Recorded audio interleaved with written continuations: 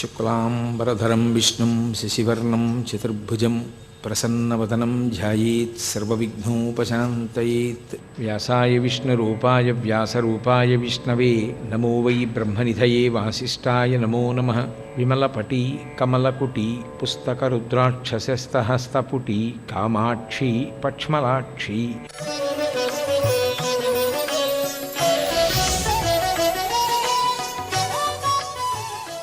అందుకే ప్రమథగణములన్నిటికీ కూడా అధిపతి ఎవరు అంటే నంది. ఆ నంది పేరు ఎందుకు వచ్చింది అంటే శిలాదుని యొక్క కుమారుడు. ఈ పిల్లవాణ్ణి చూశాడు శిలాదుడు. చూసి నందుడౌట చేసి నంది ఎనుచు నామకరణంబొనర్చి వివిధార్థ సంచయంబు నిమ్మి అర్ధులైన వారికిచ్చి తనియ చేయుచు ముదంబున తనరుచుండే అన్నారు శివమహాపురాణంలో. ఆ శిలాదుట్ట పిల్లవాడి వంక చూశాట. ఉరే శిలాదుని యొక్క కుమారుడు అని చెప్పబడతావు, ఎంత గొప్ప కొడుకువిరా అని ఆ పిల్లవాడి ముఖం చూసేటప్పటికీ ఆ తండ్రిలో ఎంత ఆనందం వచ్చేసిందోట. నాలో ఉండిపోయిన ఇంత ఆనందం, నా కోరిక తీరింది, పరమశివుడితో సమానమైనటువంటి కొడుకుని నేను కన్నానన్న ఆనందానికి కారణమై రాశీభూతమై సాకారముగా నా ఎదుట నడిచి వచ్చావు కాబట్టి, నా కోరిక తీర్చావు కాబట్టి కొడుకుని నందనుడు అని పిలుస్తారు. తండ్రి ఆనందమునకు కారణమవుతాడు కాబట్టి కొడుకు నందనుడు. ఎంతమంది ఉండనివ్వండి, తండ్రి మనసు కొడుకు కోసం కొట్టుకుంటుందిట. అందుకే కొడుకుని నందన అన్న శబ్దంతో పిలుస్తారు. ఎందుకు పిలుస్తారు అంటే ఎవరికి ఆనందం ఇస్తాడు అంటే తండ్రికి ఆనందం ఇస్తాడు. తండ్రికి సంతోషం ఎక్కడ అంటే కొడుకుని చూస్తే. ఎంత కష్టంలో ఉండనివ్వండి, ఆ కొడుకుని ఒకసారి కౌగిలించుకున్నాడు అనుకోండి తండ్రి, అంత కష్టాన్ని మరిచిపోతాట. పుత్రగాత్ర పరిష్వంగా అంటారు. ఆ కొడుకుని కౌగిలించుకోవడంలో తండ్రి అంత ఆనందాన్ని పొందుతాడు. సామాన్యంగా లోకంలో ఉండేటటువంటి పిల్లల్ని చూసినంత మాత్రం చేతనే తండ్రులంతా పొంగిపోతే కొడుకులందరికీ నందనులని పేరు వచ్చింది. అందుకే యశోదానందనుడు, నందనందనుడు, కైకేయీ నందనుడు, దశరథనందనుడు నందన శబ్దంతో వేస్తారు. ఎందుకంటే వీళ్ళందరికీ ఆనందం ఇచ్చిన వాడని. మరి అటువంటిది లోకంలో ఉన్నటువంటి పిల్లల కన్నా కూడా భిన్నమైనటువంటి రీతిలో అయోనిజుడైనటువంటి శుతుడు, జరామరణములు లేనివాడు, పరమశివుడితో తుల్యమైన వాడు కావాలి నాకు కొడుకని నేను ప్రార్థన చేస్తే, నువ్వు మళ్ళీ తపస్సు చేసి పరమశివుని యొక్క అనుగ్రహాన్ని పొంది ఆయన నదులు పుట్టడానికి కారణమై పార్వతీ పరమేశ్వరుల చేత అనుగ్రహింపబడి ప్రమదగణాధిపత్యాన్ని పొంది నువ్వు నడిచి వస్తుంటే పరమశివుడికి వాహనంగా అంగీకరింపబడితే నిన్ను చూసి నేనెంత మురిసిపోతాను. నా ఆనందమునకంతటికీ నువ్వు కారణమయ్యావు కాబట్టి నీకు నంది అని పేరు పెడుతున్నానన్నాడు. నందుడౌట చేసి నంది అనుచు నామకరణం బొనర్చే, అందుకని నంది అని పేరు పెట్టాడు. ఈశ్వరుడితో సమానమైన శక్తి ఉన్నవాడు కాబట్టి ఈశ్వర శబ్దం పక్కన చేరింది. నందీశ్వరుడు అని పిలుస్తారు. ఈశ్వర శబ్దం మిగిలిన వాళ్ళకి అన్వయం కాదు. మీరు అందుకే చూడండి, తెలియక కొంతమంది శనీశ్వరుడు అంటూ ఉంటారు. శనీశ్వర అన్న మాట లేదు. గ్రహములలో ఏ గ్రహమునకు కూడా ఈశ్వరత్వం లేదు. గ్రహములు ఫలితాల్ని ఇచ్చేటప్పుడు భగవంతుని యొక్క శాసనాన్ని బట్టి అనుగ్రహిస్తాయి. భగవంతుడు కూడా ఓ గ్రహాన్ని నువ్వు ఇలా ఫలితం ఇవ్వవద్దు అంటే గ్రహం ఊరుకోవాలంతే. శనీశ్వరుడు అన్న మాట లేదు. శనైశ్చరుడు, శనైహి చరహ, ఆయన మెల్లమెల్లగా నడుస్తాడు. అందుకే జాతకంలోకి వస్తే ఎక్కువ కాలం నడుస్తాడు. అందుకని శనైశ్చరుడు, శనీశ్వరుడు లేదు.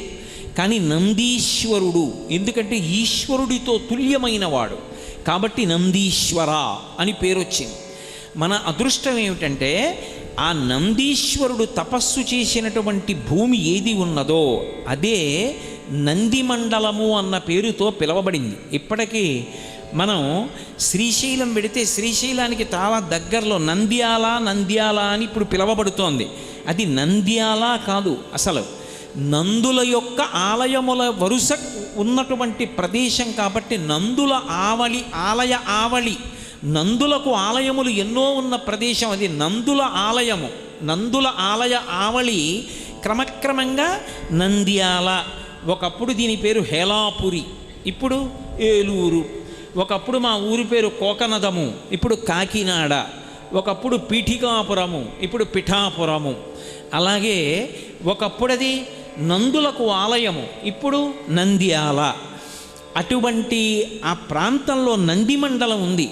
ఎక్కడ నందీశ్వరుడు తపస్సు చేశాడో అక్కడ పరమశివుడు అనుగ్రహించి నందికి శివుడికి భేదం ఉండకూడదని మీ తండ్రి శిలాదుడు అడిగాడు కనుక నేను అక్కడ బ్రహ్మనంది అన్న పేరుతో పెద్ద నందీశ్వర స్వరూపంతో వెలిసి ఉంటాను. ఉండి మిగిలినటువంటి నందులన్నిటినీ కూడా నేను శాసిస్తూ ఉంటాను. నంది తేజస్సు శివ తేజస్సు ఏకీకృతమై వెలిసినటువంటి లింగస్వరూపం. అందుకే అక్కడ ఉన్నది మహానంది. ఒకానొకప్పుడు ఆ మహానంది క్షేత్రాన్నంతటినీ కూడా బాగా పునర్నిర్మాణం చేయడం కోసం పానమట్టం దగ్గర తవ్వారు. తవ్వితే గొర్రె పట్టడానికి ఎంత చోటు ఉంటుందో అంత చోటుతో కైవారం ఉంటుంది. గోరువెచ్చగా ఉంటాయి. మీరు అందుకే ఎప్పుడైనా మహానంది దగ్గర ముందు పెద్ద తటాకం ఉంటుంది. మీరు ఆ తటాకంలో దిగి స్నానం చేస్తే ఎంత నీరు వస్తుంటుందో పక్క పొలాల్లోకి వెళ్ళిపోతుంటుంది. ఎక్కడి నుంచి వస్తుందో ఎవరికి తెలియదు. ఇప్పటికీ కూడా కాళేశ్వరం వెళ్ళినప్పుడు అక్కడ అభిషేకం చేసినటువంటి జలాలన్నీ గోదావరి నదిలోకి ఎలా వెళ్ళిపోతాయో ఎలా అర్థం కాదో అలాగే మహానంది వెళ్ళినప్పుడు శివలింగం యొక్క అడుగు భాగాన్ని తాకి వస్తూ ఉంటాయి ఆ జలాలు. ఒకప్పుడు పునర్నిర్మాణం చేస్తున్నప్పుడు కింద జలప్రవాహాన్ని చూశారు. ఆ ప్రవాహం వెడుతూ ఉంటుంది. అది గోరువెచ్చటి నీటిగా వెడుతూ ఉంటుంది ఆ జలప్రవాహం. అక్కడ మహానంది, ఆ మహానందిని పరివేష్టించి నవనందులుగా 9 నందులుగా ఉన్నాడు ఆయన. అందులో వినాయకనంది, గరుడనంది, ప్రథమనంది, సూర్యనంది, చంద్రనంది, నాగనంది, బ్రహ్మనంది, విష్ణునంది, శివనంది. ఈ 9 నందులు నవనందులు.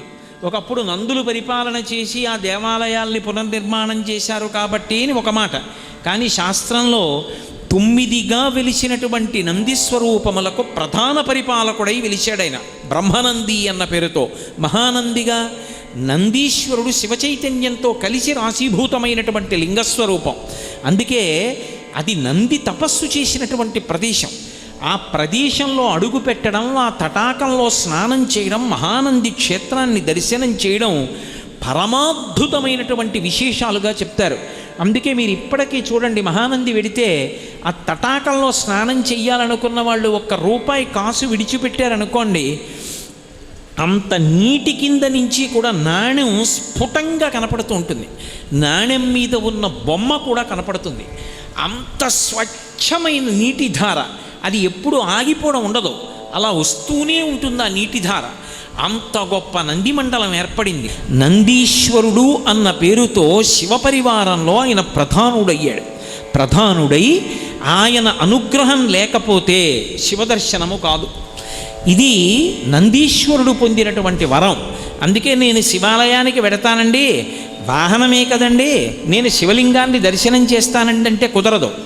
అందుకే నందీశ్వరుణ్ణి మీరు గమనించండి, ఆయన ఆనందమంతా ఎక్కడుంటుంది అంటే శివదర్శనంలోనే ఉంటుంది. ఎప్పుడూ శివలింగం వంక చూస్తూ ఉంటాడు. శివలింగం అంతరాలయంలో ఉంటుంది, నంది బయట ఉంటాడు. ఎండ రానివ్వండి, నందిని ఒక్కొక్కసారి మీరు వేసవి కాలంలో వెళ్ళి సాయంకాలం ప్రదోష సమయంలో ముట్టుకుంటే వేళ్ళు కావుతాయి, అంత వేడిగా ఉంటుంది మూర్తి. కానీ ఇంత వేడిగా ఉందని ఆయన తల కదపడు. పెద్ద వాన పడనివ్వండి, కదపడు. భక్తి ఎక్కువైపోయి కార్తీక మాసంలో నంది తోక కింద దీపం పెట్టనివ్వండి, ఆయన కదలడు. ఆయన ఎప్పుడూ పరమశివుణ్ణే చూస్తుంటాడు. శివుని వైపు దృష్టి పెడతాడు, ప్రపంచానికి పృష్ఠభాగం ఇస్తాడు. ప్రపంచంతో సంబంధం లేదు, ఆయనకి ఎప్పుడూ శివదర్శనమే. ఆ శివదర్శనంలో పొంగులు వారిపోతూ ఉంటాడు. అంతటి అద్భుతమూర్తి కనుకనే శైవాగమంలో ఒక విశేషం ఉంది.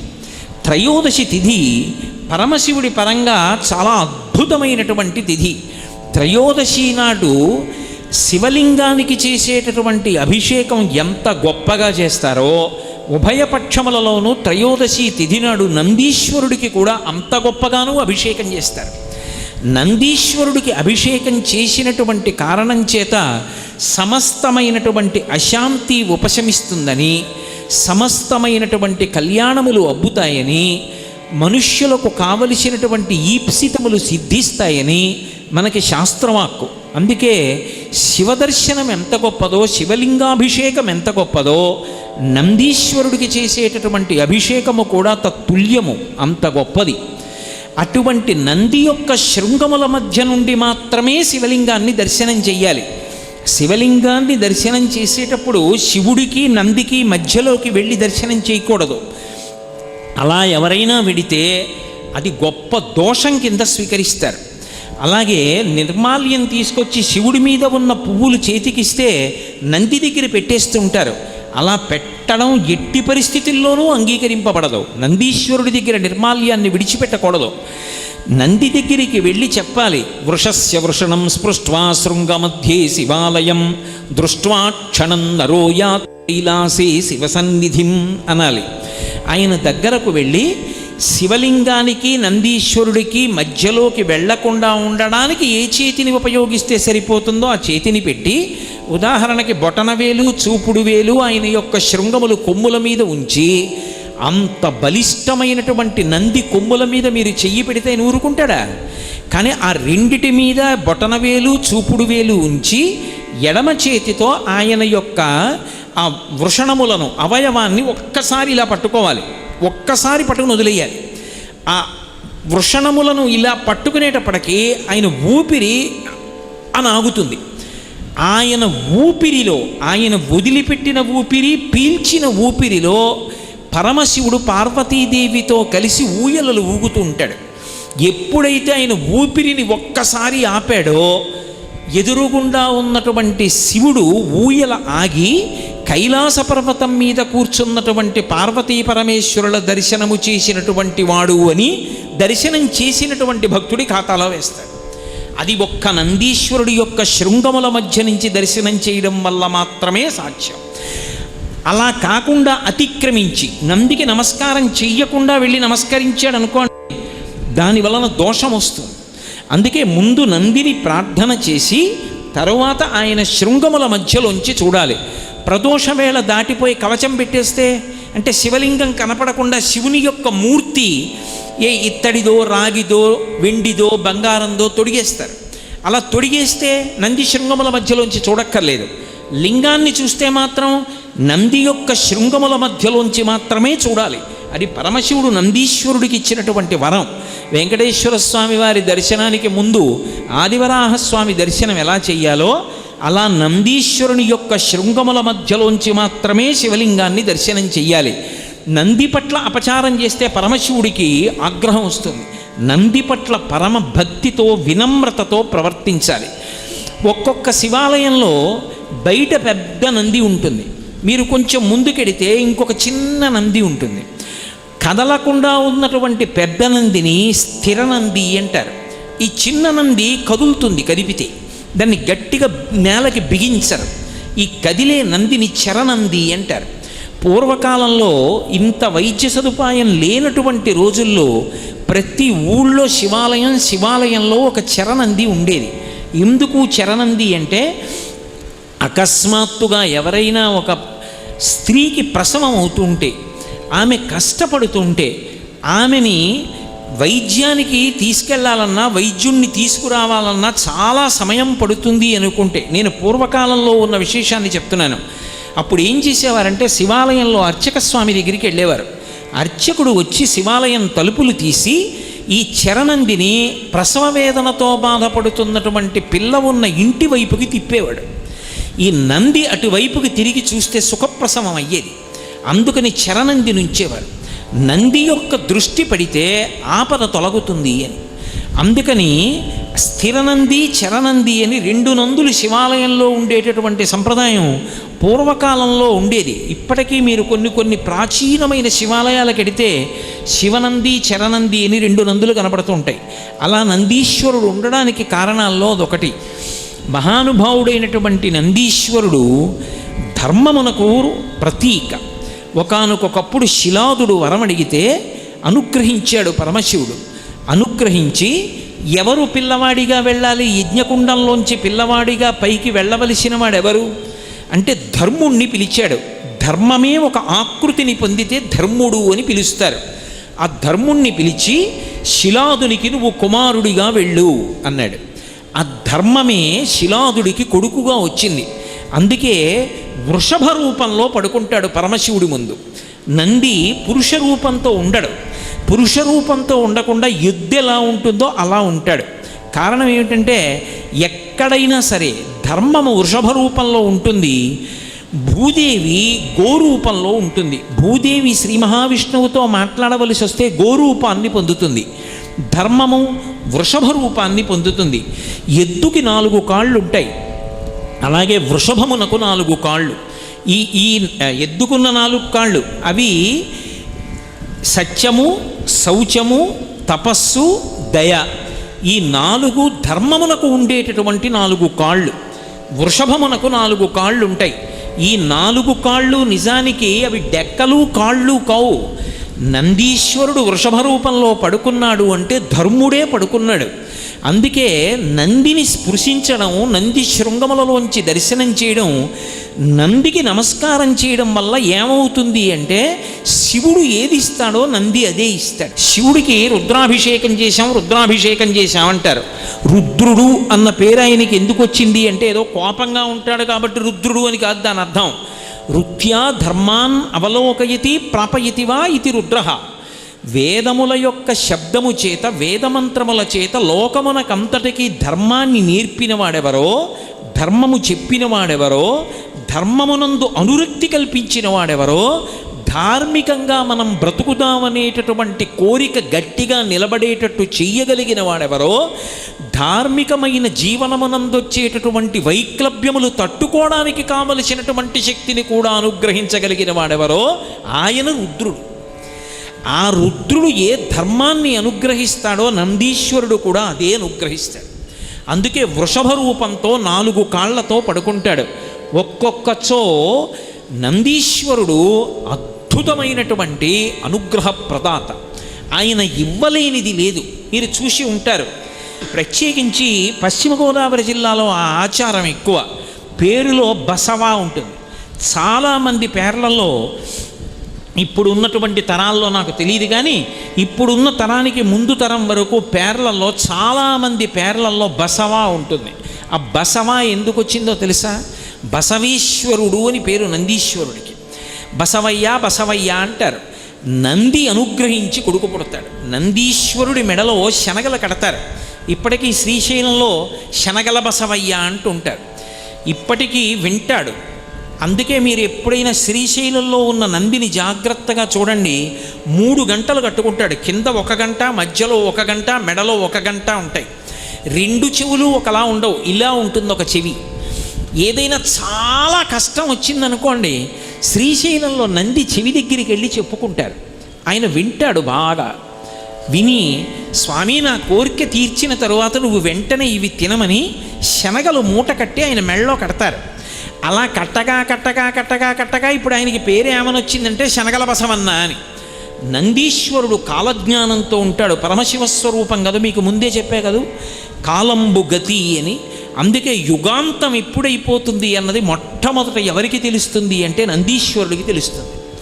యుగాంతం అయిపోయే సమయం వచ్చేసింది అని గుర్తు ఏమిటంటే శ్రీశైలంలో ఉన్నటువంటి నందీశ్వరుడు పైకి లేచి మోరలెత్తి పెద్దగా అరుస్తాడు. ఆ నందీశ్వరుడు రెంకె వేస్తే కృష్ణానది పైకి లేస్తుంది. పైకి లేచి కనకదుర్గమ్మ యొక్క ముక్కు నత్తుని తాకుతుంది. అవి వరుసగా మహాప్రళయం యొక్క చిహ్నాలు. ఇందులో మొదట తెలుసుకునేవాడు ఎవరు అంటే నందీశ్వరుడు తెలుసుకుంటాడు. నందీశ్వరుడు నిరంతర శివదర్శనంలో ఉంటాడు. అందుకే నంది చెయ్యని దర్శనం మొదట ఎవ్వరూ చేయకూడదు. మీరు ఇప్పటికీ శ్రీశైలాది క్షేత్రములకు వెడితే సుప్రభాతం చదువుతారు. ప్రాతస్మరామి గణనాథ మనాథ బంధుం సింధూరపూర పరిశోభిత గండయుగ్మం ఉద్దండ విఘ్న పరిఖండన చండ దండమాఖండలాది సురనాయక బృంద వంద్యం అని సుప్రభాతమంతా చదివేసిన తర్వాత తెర తీస్తారు. పరాకు చెప్తారు, పక్కకుండండి, ముందు నంది చూడాలి, పక్కకుండండి అని చెప్తారు. నందీశ్వరుడు మొట్టమొదట శివదర్శనం చెయ్యాలి, తర్వాతనే మనం చెయ్యాలి. నందికి శివుడికి మధ్యలోంచి వెళ్ళకూడదు. అటువంటి బసవయ్య ఆయన ప్రథమ దర్శనం చేస్తూ ఉంటాడు. ఒక్కొక్కచో నంది ఎంత అనుగ్రహాన్ని ఇచ్చేస్తాడంటే ఇక పునర్జన్మ లేకుండా కూడా చెయ్యగలడు. శ్రీశైలంలో ఇప్పటికీ కూడా శిఖరేశ్వరము అని ఒక ప్రదేశం ఉంది. అక్కడ కొండ పైకి ఎక్కుతారు, మెట్లదారి ఉంటుంది. ఆ పైకి ఎక్కి అక్కడ చరనంది ఉంటుంది, నంది తిప్పుతారు. ఆ నందిని తిప్పినప్పుడు ఆ నందీశ్వరుడి యొక్క పాదముల కింద చిన్న కైవారంలా ఉంటుంది. అందులో 4 పదార్థములు వెయ్యాలి: నువ్వులు, బెల్లం, బియ్యం, పత్తి గింజలు. ఈ 4 వెయ్యాలి. ఇప్పుడు నేను మళ్ళీ అవన్నీ ఎందుకు వేస్తారు ఏమిటి ఎక్కడ చెప్పగలను, ఎప్పటికవుతుంది? ఆ 4 పదార్థములు వేసి నందిని గుండ్రంగా తిప్పాలి. తిప్పితే 4 నలుగుతాయి. ఈ 4 నలిగిన తరువాత శ్రీశైల శిఖరం వేపుగా నందిని ఉంచుతారు.